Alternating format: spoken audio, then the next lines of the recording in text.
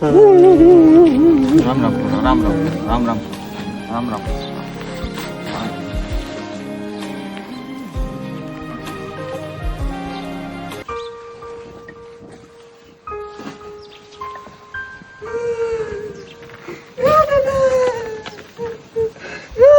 રામ રામ રામ રામ.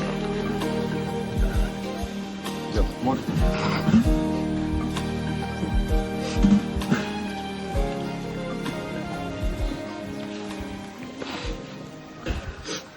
કાલે સાંજે તો હું ગોંદેથી બેઠો હતો તે દાદા તો બેઠા બેઠા ને ગોંદે બેડીયું પીતા હતા.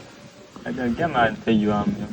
એ તો હાજે વાળું દેવા જતો બપોરે શીખી બીકી ખાધી ખીર નહીં આજે વાળું દેવા ગયો પછી આવ્યો અને કે વાળું તમે કરી લો બધા પછી હુઈ ગયા ખાટલો ટાળીને હુઈ ગયા પછી તો શું નહીં ભાઈ દાદાને કઈ મજા નહોતી, કઈ બીમાર પડતા દવાખાને હતા ભાઈ. નહીં ભાઈ સારું જ હતો ભાઈ દાદા આમ તો બધા જાતે જિંદગી હતા હવે દાદાને કઈ ખાવામાં પાછું પડ્યું હતું બટા?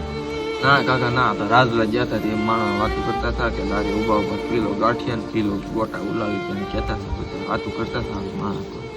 એવું છે, દાદાનું શરીર તો હરોભરું હતું, કઈ કહેવાય નહીં. આ તો વાતાવરણના કારણે એવું હોય એનું વાતાવરણ છે ને બટા.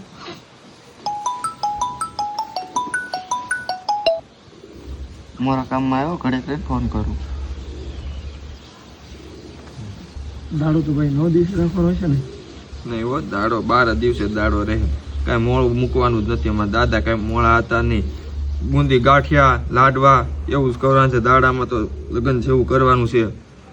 ગુરુ પુરાણ ને ધૂન ને સત્સંગ જ ચાલુ રાખવાનો છે. મોડું મૂકવાનું જ નથી. અમારા દાદા કાંઈ મોડા થોડાક હતા.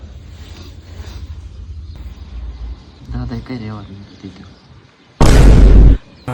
ये बड़ी अच्छी बात कही आप. લે.